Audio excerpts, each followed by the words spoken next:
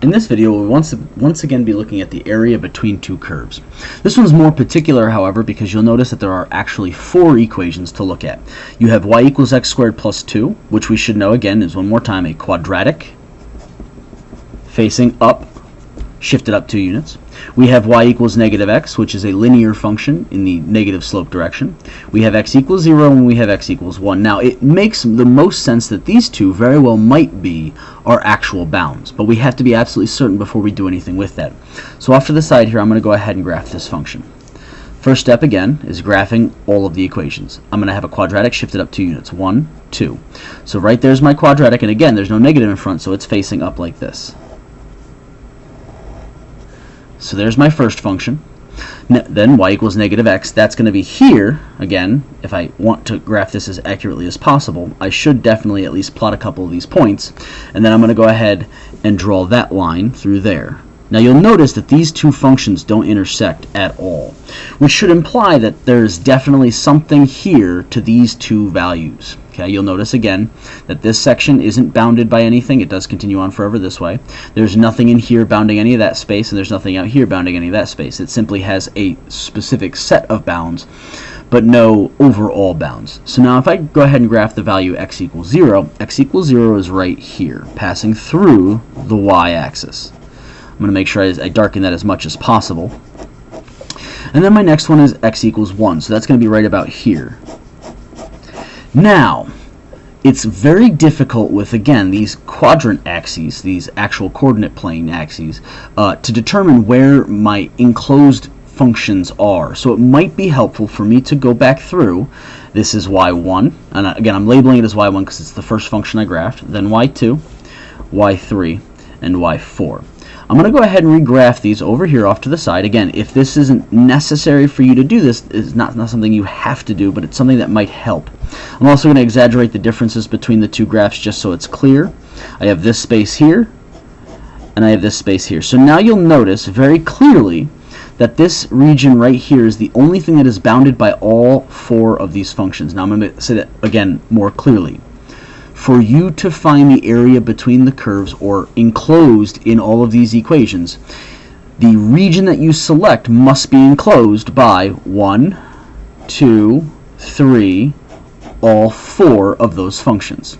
So if for some odd reason we have it cutting through here in some way and it's not bounding all four of these functions, or bounded by all these four functions, then it's not the region we're looking for. Okay?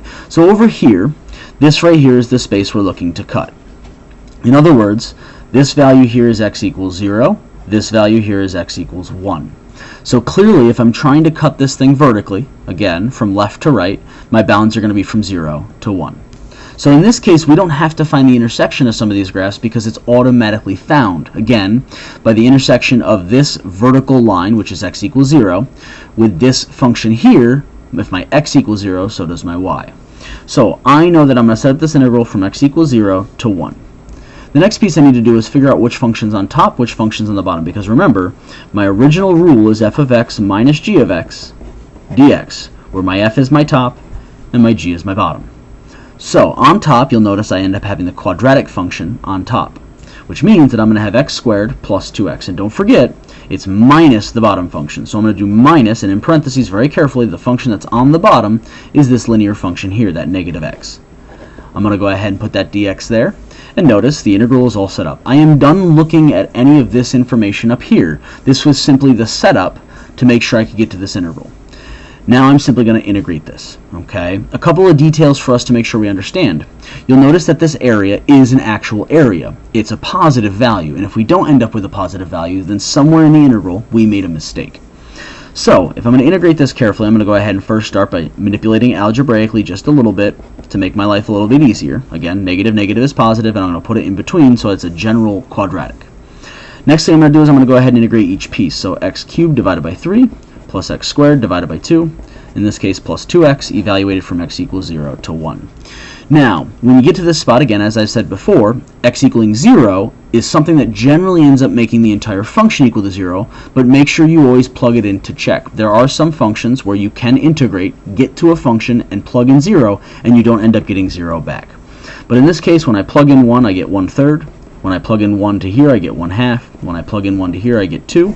That's me plugging in 1. minus. When I plug in 0, I get 0, 0, 0. And they're all added together, so I get 0 in the end. Again, notice how I did that to ensure that I didn't make any silly mistakes. Now, in this case, because all I'm going to have is these three terms, I'm going to go ahead and find myself a common denominator. This will be 2 over 6. This will be 3 over 6.